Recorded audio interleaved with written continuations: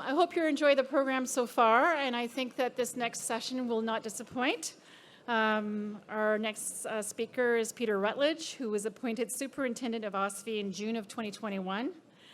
Prior to that, he served as CEO of CDIC, held a number of senior roles at the Department of Finance and in the financial services industry, both in Canada and abroad. He's been kind enough to join us today to provide an update on the regulator's evolving role with a new focus on integrity and security in the face of a changing risk environment. Superintendent Rutledge, welcome. And after his remarks, he'll be joined on the stage with Sonia, who will do a fireside chat with him. Superintendent Rutledge, welcome. Joining me in the microphone. Thanks, Margaret. Good morning, everyone. Thank you very much. Great to be here. Before I start my speech, and I actually should start by thanking you, Vanda, thanking the GRI, Sonia. I look forward to our conversation in a minute. But before I start, I thought I should try to lighten the mood. I mean, I'm the regulator, and so what can I do to lighten the mood a little bit? So I was thinking, okay, I'm coming to this event. It's been an interesting year in financial services. I think it's a fair statement, kind of interesting. And people are looking at me in this sort of strange way, and I kind of felt like, everyone, child of the 70s, anyone remember Mutual of Omaha's Wild Kingdom? You remember Jim Fowler was the guy who was always out in the field, and then Marlin, I can't think of his last name, was the guy on the TV. And then Jim would be out in this great adventure out in the African woods fighting off a boa constrictor.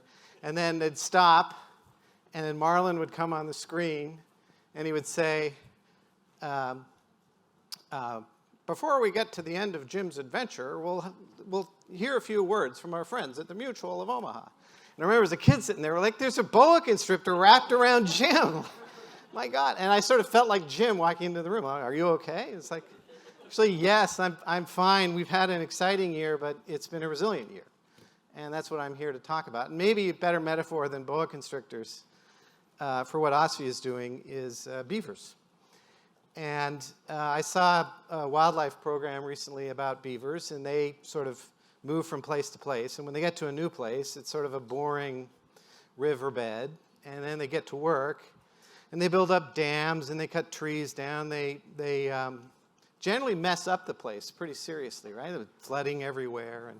And then what you realize is what the beavers have done over like the year they've been there is created an ecosystem with all sorts of new creatures that sort of benefit from the fact that they've created this ecospace where not just them, but other species can flourish and prosper. And that's kind of like a good metaphor for OSFI. We're like these little irritating creatures, beavers, that sort of maneuver around the financial system and hopefully leave it a little bit better off for everyone. So with that, before I begin, let me first acknowledge that we meet today on the traditional land of the Mississaugas, of the Credit, the Anishinaabe, the Chippewa, the Haudenosaunee, the Wendat peoples, and the home to many diverse First Nations, Inuit, and Métis peoples. And I'm grateful to have the opportunity to be present in this territory. So today, I would like to talk to you about recent changes to my institution, the Office of the Superintendent of Financial Institution, our mandate. And specifically, I'd like to give you a brief overview of OSFI's approach to integrity and security, which are at the core of new changes to our mandate to promote confidence in Canada's financial system. So throughout its history, and particularly since the global financial crisis of 2008, OSFI has focused primarily on what we call prudential financial risks. And we've worked to strengthen the regulation, supervision, and management related to these risks. This traditionally included, as I'm sure you're all aware, quantitative measures like leverage ratios, reserve capital ratios, liquidity. And while financial risks continue to be a central focus for us, we also recognize the growing prevalence of non-financial risks that, if left unmitigated, could materialize as prudential and, yes, financial risk. For example, risks arising from digitalization or institutional cultural issues, while primarily non-financial in nature, can have significant prudential and financial impacts. Similarly, geopolitical risks are also growing more prominent and can expose vulnerabilities here in Canada. So when we consider this risk landscape, it's become clear that mitigating threats to financial institutions' integrity and security, including by foreign interference, is critical to maintaining the soundness of the financial system. To provide OSFI with the necessary tools to do so, this past June, the Government of Canada modified our mandate. Specifically, these new changes to our mandate charged us with supervising federally regulated financial institutions, and in OSFI speak, we call those FERFIs, to determine whether they have adequate policies and procedures in place to protect themselves against threats to their integrity or security, including foreign interference.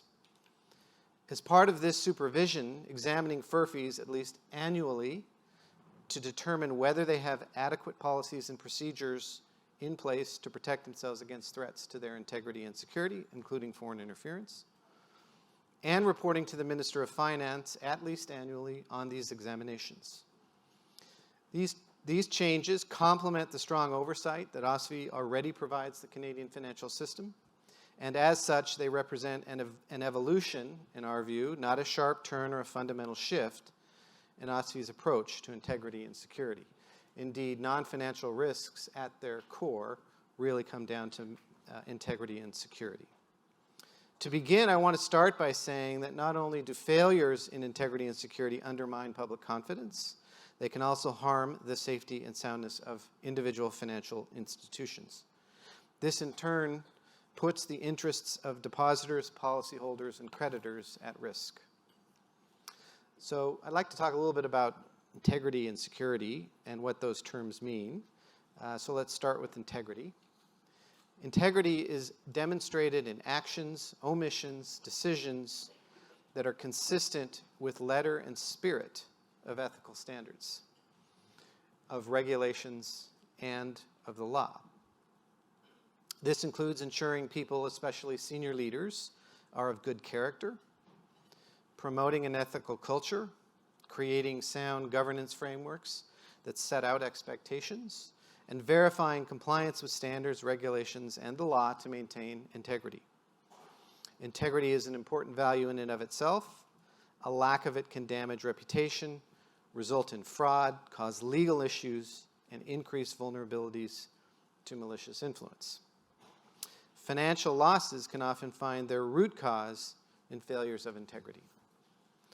Ultimately, enhancing integrity reduces solvency and other prudential risks. So let me state that again. Ultimately, enhancing integrity reduces solvency and other prudential risks while safeguarding public confidence in the financial system. And these objectives are squarely in OSFI's wheelhouse. So now let's turn to the concept of security. OSFI defines security as protection from threats to physical premises, people, technology assets, data, and information. Such threats may be benign or caused by undue influence, foreign interference, or other malicious activity. Generally, in considering security, one thinks of the policies and processes that a FERFI has in place to support its operational resilience and operational risk management. Again, these objectives are key elements of OSFI's mandate. And while they are distinct concepts, integrity and security are interrelated. Failure to comply with ethical standards could result in a computer breach.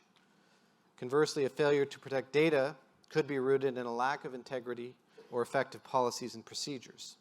That is why focusing on integrity and security together contributes to a foundation that makes financial institutions less vulnerable to threats. And we must not leave out third parties. Financial institutions engage with third-party service providers, and when they do so, it is at their own risk. As such, OSFI has detailed guidance about its expectations for third parties. Financial institutions must ensure the third parties they do business with reflect integrity and security in proportion to the potential risk they pose to their operations. Now, when one considers foreign interference risk, we need to understand that Canada's banks are not immune to threats from potential hostile actors.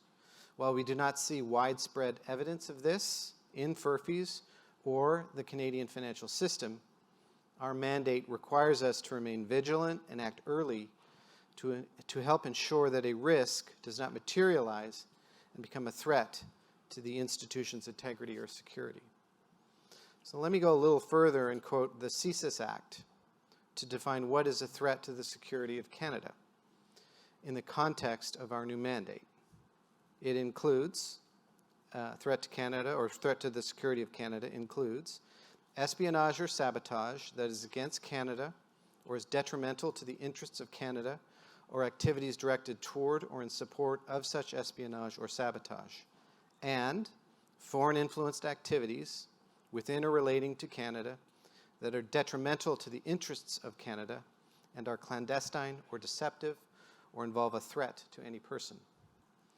Some ways we may see foreign interference in the Canadian financial system include risks of cybersecurity threats, where foreign actors could attempt to infiltrate Canadian financial institutions' networks to steal sensitive financial data, disrupt operations, or engage in espionage, therefore compromising the security and integrity of our financial system. 2, it could manifest in the form of illicit financial activities, including money laundering and terrorism financing, wherein financial institutions could become conduits for foreign funds used in illegal activities. 3, and finally, ownership and control of Canadian financial institutions, as well as third-party relationships, could create vulnerabilities. Although I would also note that this does not mean that there is opposition or bias in any way towards foreign ownership in our financial system. As I've said before, we have a high appetite for early action to address risks, and that we would rather be criticized for taking action too soon than for waiting until the risk becomes too problematic. For us, this area is no different. When there are suspicions of undue influence, foreign institutions, or malicious activity, we expect financial institutions to respond immediately. This is good for Canada, good for those institutions, and good for the depositors and creditors and policyholders who rely on them to protect their interests. Canadians rightly expect their financial institutions to act with integrity, comply with laws, and adequately protect themselves from threats, such as those stemming from integrity and security, including foreign interference. Going forward, OSFI will continue our work in this area. To begin, this approach will be codified in draft guidelines to be released in mid-October, with a view to have final guidance in place in the new year in accord with our legislation. It is likely we will refine the guidelines in the coming months and years. This will help to achieve a comprehensive approach to integrity and security that is on par with our approach in communicating our expectations through guidelines for other risks. Additionally, we are building our capability to measure foreign interference via the work done by partners within the federal government. Finally, we are also ensuring that the work we are doing to update the supervisory framework takes into consideration how we will supervise these new risks. To be clear, while we have not had a Canadian deposit-taking institution failure since 1996, 27 years ago, stop and think about that for a minute, OSFI's role is not to prevent failures or to eliminate all risk. Our role is to ensure federally regulated financial institutions manage risk responsibly, and our mandate will be to determine whether the policies and procedures they put in place are adequate to protect themselves against those types of threats. And as a provocative regulator, we will continue to meet new and emerging risks head-on. We will remain vigilant, and we will take swift and decisive action where and when necessary. At a time when the risk environment grows increasingly complex, OSFI's new responsibilities ensure that we will continue doing our part in protecting Canadians' confidence in their financial system. So thank you very much. And Sonia, shall we go with the Q&A?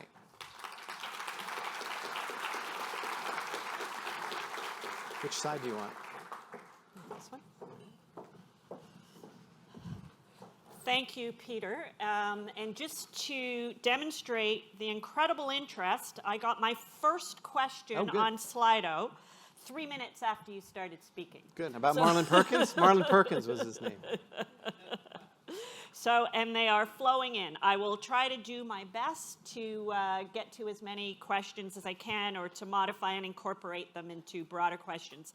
I would like to start with, though, Peter, the concepts of integrity and security. Mm-hmm. Those are, while maybe not a sharp turn, a new expectation in some respects. Mm-hmm. Of the institutions that you regulate. And I want to start with the question of proportionality. Mm-hmm. That's a concept we talk about a lot in terms of how we regulate our institutions. Organizations here today, range from the very large to quite small. And how do you incorporate proportionality into those kinds of concepts? Or do you? Well, the institutions we regulate are of different sizes, fair to say. Some are challenging larger peers, and our job is to stay out of the way of that and let the competitive forces of a market take place and then produce outcomes. And we believe, in general, that a system where institutions are free to take risk, they will, overall, that system will produce better outcomes for Canadians. So one of the ways we can mess that up is by putting in place rules that place the same level of expectation for an institution of 100 people versus an institution of 80,000 people. And so that's one thing we don't want to do. On the other side, there are some, the financial system is interconnected. Contagion risk is very real, and as we saw in some financial systems, not just this year, but in prior years, a problem that starts small can metastasize fairly quickly. A virus can get into the system and spread. And so we're balancing those two tensions. And one example of it is in climate risk, where the larger institutions subject to our guideline B15, which is a climate risk management guideline, have to come up to speed sooner than smaller institutions. That's an example of being proportional. With respect to integrity and security, there will be proportionality in how we supervise to it, but the core tenets of integrity and security are something that need to be in place across the system, because if we lose it in one place, we risk the contagion risk accrues, and that could be harmful to the Canadian financial system. So we'll try and manage the tension in as responsible a way as possible, and maintain the notion that integrity and security are really at the core of one of our two planks of our mandate, sound financial conditions being one, integrity and security being the other. Thank you, Peter. So just to continue to build on this, the new mandate related to foreign interference and security, that's unique for a prudential regulator. Yep.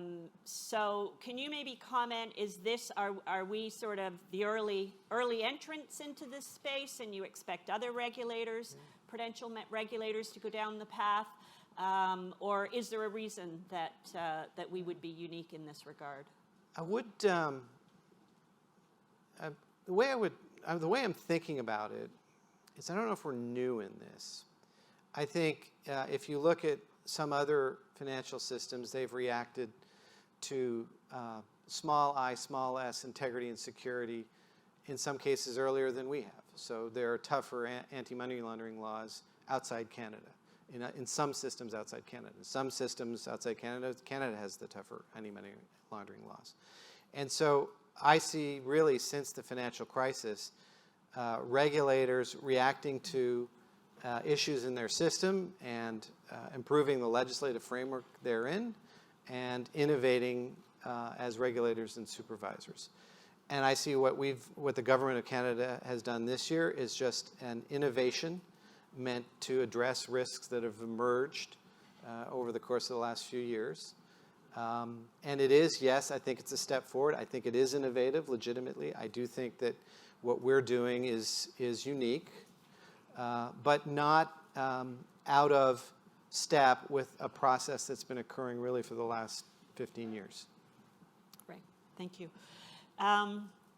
Integrity. That's a tough thing to define, and so also a tough thing to assess. How will you go about assessing an organization's integrity? And I know you've been doing a lot of culture work, but integrity at the top of the house, the bottom of the house, all the way through. What's going to be the mechanism? And once you do that, what will you do with that information, Peter? So you go into an organization and you say, well, you know, we might have some questions about the integrity of a group, of a person, of a team, of the organization itself. So where does that go? So when we thought about what integrity and security meant, and I'll come directly to integrity in a moment, we sort of looked at our array of non-financial risk guidelines that we've built up over the last 15 years, and we pretty much categorized all of them into one of those two buckets. So integrity and security in our reading isn't new news. It's a recategorization of a series of things we've done to address non-financial risk in the system. With respect to integrity, that could mean, culture of an organization. We have a culture risk guideline out for comment, and we're looking forward to receiving comments back soon, and then we'll start the process of finalizing it. It will set up a set of broad principles that we think are representative or exemplary of an institution that has sound integrity protections in place. And then we'll have dialogues with the senior management, the boards of directors with those institutions on those principles. And it'll be bilateral and microprudential and supervisory in nature. And you know, internally at OSFI, we have to make sure we're doing that in a proportional way and a consistent way. But it won't feel any different than what we're doing now, subject to, you know, as we build new guidelines and put them in place, you know, it'll be a new topic of conversation with the boards of directors and senior managers at institutions. But we're not developing an array of new guidelines in order to validate an institution's integrity. We're taking what is in development or what is already in place, framing it as integrity, and having a conversation about integrity on that basis. We'll do the same thing with security. Cyber risk management is fundamentally a security issue. We're not changing Regulation B13, which is our cyber risk management guideline. We're simply incorporating it within a broader security category. So can we maybe apply these concepts to third-party relationships? I think organizations, probably the third-party guidance is one of the places I've heard a lot of feedback because a lot of organizations feel quite challenged in terms of how they manage third-party relationships and the risks associated with them. And you're very clear in your comments today, and I think consistent with the past, that third-party relationships, that's your risk. You decide whether it's worth the risk or not worth the risk. So, you know, I think that's sort of the base for it. But when you add in the element of security and increasingly the emphasis on that, the technology aspect of third-party relationships, AI, cyber, etc., that's a very significant burden for a lot of organizations. How do you see that today, and how do you see that evolving? I think this, what I'm going to talk about predates the change in our mandate, but is certainly brought into greater relief by our changes in our mandate. In the world of, as financial services grow more complex, as new business models capitalizing on new technology arise, some of those new business models seek to take on incumbent financial institutions' directly. Others seek to provide ancillary services that financial institutions might think pose a competitive threat to their franchises. We're not blind to that, but our mandate doesn't call on us to regulate or supervise that in any way. Our mandate calls on us to make sure whatever is happening in the system, the institutions we regulate that have a letters patent from the Minister of Finance, the Federal Minister of Finance, have protections in place with respect to third-party management such that we're confident their boards of directors and their senior managers are managing those relationships. I recognize and acknowledge there are broader competitive issues with that, and we're not blind to them, and we're not trying to lay off or put our foot on a scale one way or the other, and we're trying to be true to the underlying guiding principle, one of the underlying guiding principles in our mandate, which is let institutions we regulate compete and take reasonable risks. But the OSFI Act doesn't say ensure competition in the financial services industry. The OSFI Act says ensure the financial services industry in Canada is stable and producing good outcomes for Canadians. And that is our overarching focus. With respect to third-party risk, I think there are elements that fall into our security bucket and elements of it that fall into our integrity bucket. And we will, our priority number one is to make sure that as institutions manage those risks, they are managing to put in place protections that help or otherwise improve their security and integrity as institutions. So, Peter, some organizations would argue that OSFI or the regulator, the regulation, is imposing costs for organizations that are crippling organizations, that make it very difficult for them to maintain their competitive advantage, make it difficult for them to invest in innovation, in research and development. And I know that OSFI's mandate is clear, and it doesn't list those additional things, those roles of an organization. But we don't have organizations that are successful if organizations don't meet that side of the balance sheet as well. So how would you respond to that criticism, so to speak? Well, I mean, the first response, just as regulator, when those criticisms come in, we just open it up and listen to them. We don't actively seek to cripple an institution's ability to compete and take reasonable risks. Where a constituent that we regulate comes to us and says, wow, you guys are really making it hard for us, our job is to listen and react constructively to that. Our not even self-imposed, but the constraints imposed on us by Parliament is make sure the financial system is safe.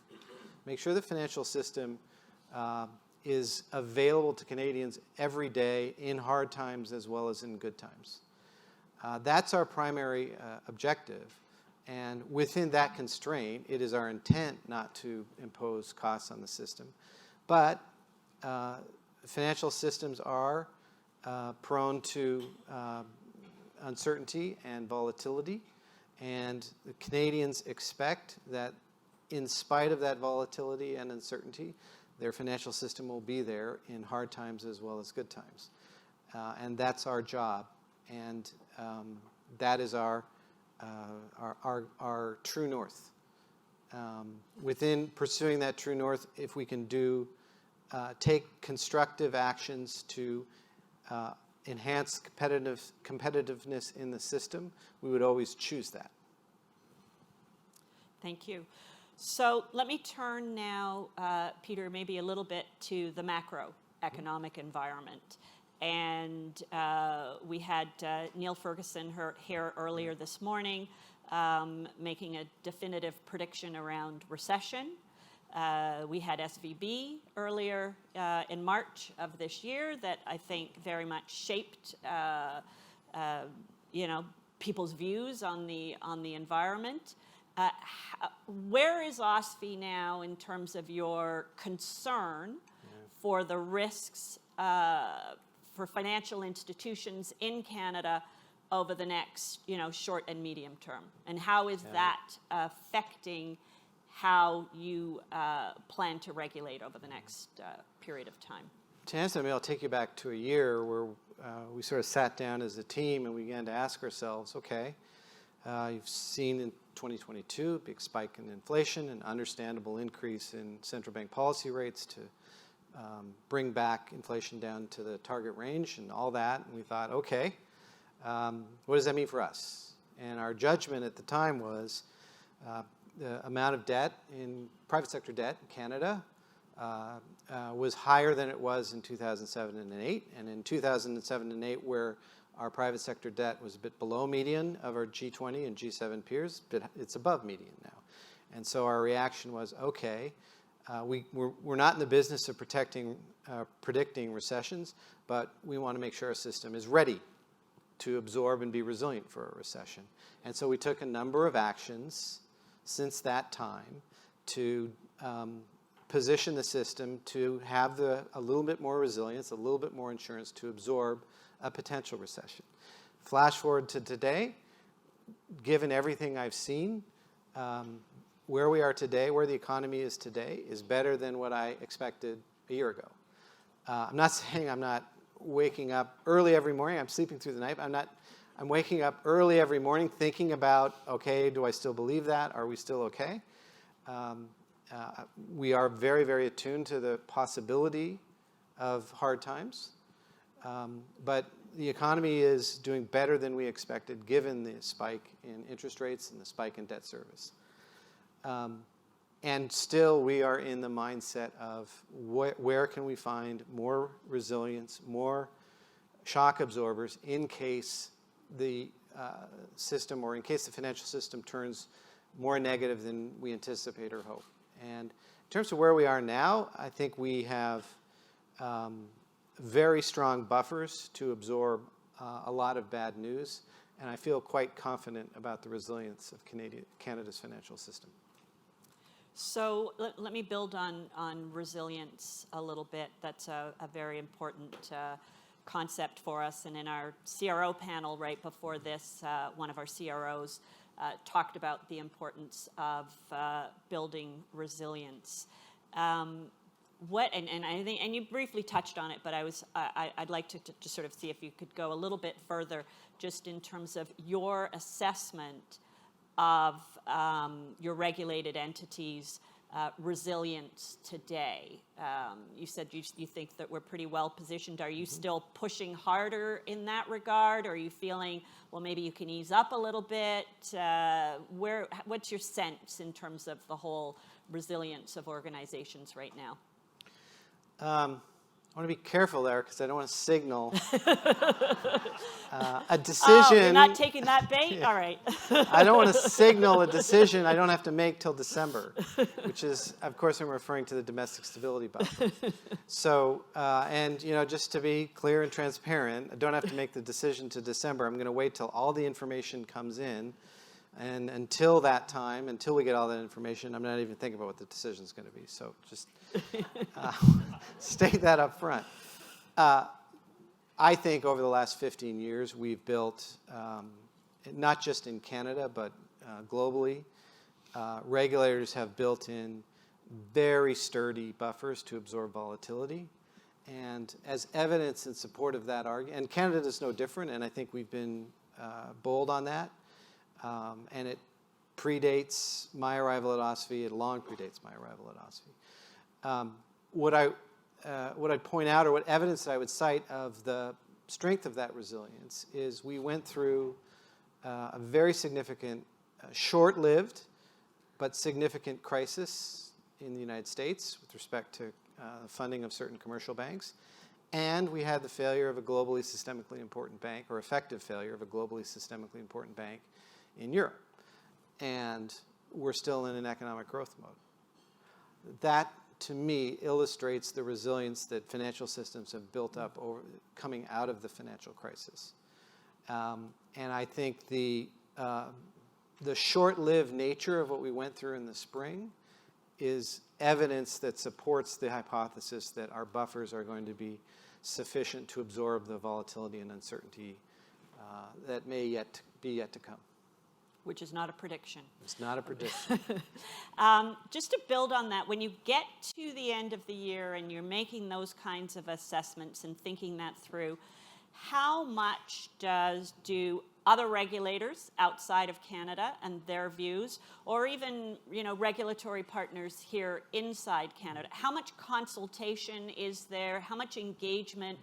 How much alignment, frankly, is there a desire to have? Because many of the financial institutions that you're regulating are operating outside of Canada as well. So how much does that come into play in terms of how you think about this?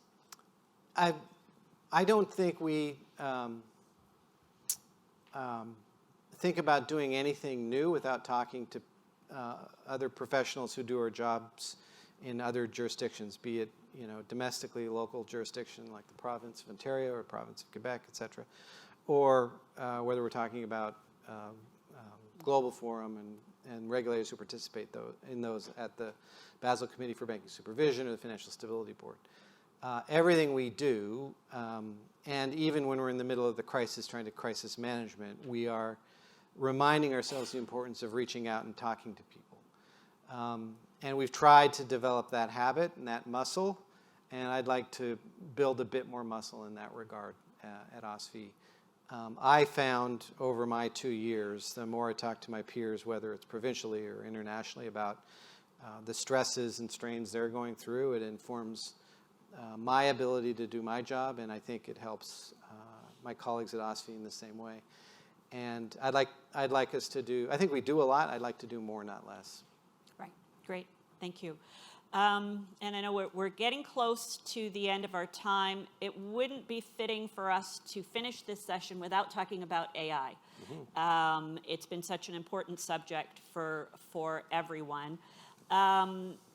How, and we partnered with some work on you and with you, and coming out of that work, data was highlighted as really one of the biggest challenges. Right. And so how are you viewing organizations' readiness in that regard?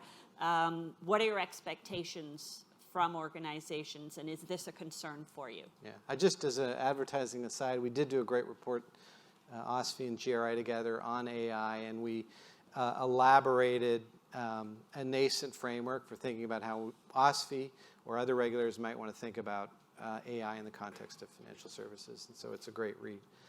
The big issue is the heterogeneity of data across the system. Some institutions with very broad platforms have more data than some other institutions that have smaller platforms and are in more of a startup or new challenger mode. And that's a real competitive issue to deal with. We're not in the, fortunately or unfortunately, whatever your perspective is, OSFI's not in the business of creating a public utility of data for AI tools to access. That's not in our mandate. It's not in our responsibility. It's not for our institution to lead. Would that be helpful for a competitive financial system in the future? We'll leave that to other parties to answer. Our job really is to make sure that the institutions guard their data, guard their client data, and in applying AI tools, apply it with wisdom and with integrity and with security. And to do it, at least insofar as where OSFI stands, to do it transparently with respect to us, so we can come to some sort of independent judgment whether security and integrity principles are at the core of application of AI to businesses, to data, to customer services, et cetera. So unfortunately, we are out of time, but I want to thank you very much, Peter. I think one of the things that I value most, and I know many of my colleagues do, is whether individuals agree or disagree with your views, you are always transparent, you're always open, you're always clear, and you are always available to us. So very much appreciate that. High praise. Thank you very much.